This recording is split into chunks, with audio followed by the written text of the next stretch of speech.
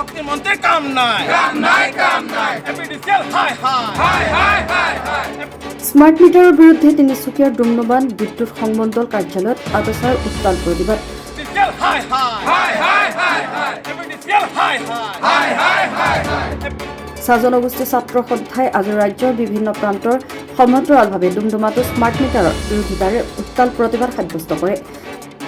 Smart meter কৰ্তন আৰু বিদ্যুৎ মাচুল হ্ৰাসৰ দাবীত ডুমডুমা বিদ্যুৎ সংমণ্ডল কাৰ্যালয়ৰ সন্মুখত দুঘণ্টীয়া অৱস্থান ধৰ্মঘট কাৰ্যসূচীৰে আতছাৰ শতাধিক নেতাকৰ্মীয়ে বিজেপি চৰকাৰ, শক্তি বিভাগ মন্ত্ৰী নন্দিতা গাৰ্লছাৰ বিৰুদ্ধে বিভিন্ন শ্লোগানেৰে পৰিৱেশ উত্তাল কৰি তোলে।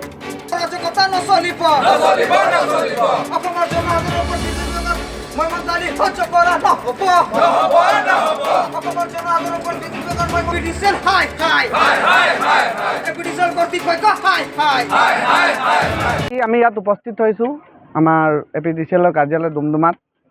যি মানে অসম চৰকাৰৰ যি হঠকাৰী সিদ্ধান্ত যিটো আপোনাৰ এই অসম চৰকাৰে লৈছে, শক্তি বিভাগে যি স্মাৰ্ট মিটাৰ, এই স্মাৰ্ট মিটাৰখন মোৰ ভবাত মানে বেছিয়ে স্মাৰ্ট হৈছে নেকি। এইটো 2024 বিল নহয়, 2017 চনৰ বিল লৈছে বিজেপি। 2017 চনলৈকেও বিল লৈছে যে নাই, ইমান স্মাৰ্ট হৈ গৈছে। আমাৰ চাহ বাগিচাৰ মানুহে দৰমহা পায় 2000 টকা, বিল আহিছে 7000 টকা। তেওঁলোকে কিছুমান এনেকাও ঘৰ আছে যাৰ ঘৰত এটা মাত্ৰ বল আছে, বাল্ব, তাতো 7000 টকা বিল আহিছে।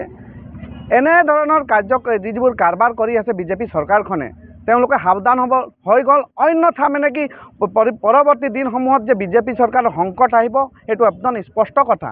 কাৰণ এই দুখীয়া খাটি খোৱা মানুহৰ যি গাঁৱৰ বাগিচাৰ, সেইটো কি বুলি কমাৰ্চিয়েল বিলতকৈ বেছি বিল আহিছে।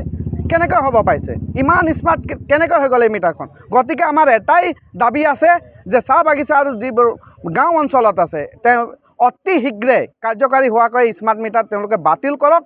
অন্যথা কিন্তু চাহ শ্ৰমিক আমাৰ যিমান চাহ জনগোষ্ঠী সমাজ আছে, কিন্তু এই স্মাৰ্ট মিটাৰ ঘৰৰ পৰা উফৰাই পেলাবলৈ বাধ্য হ'ব। Bureau report, Republican.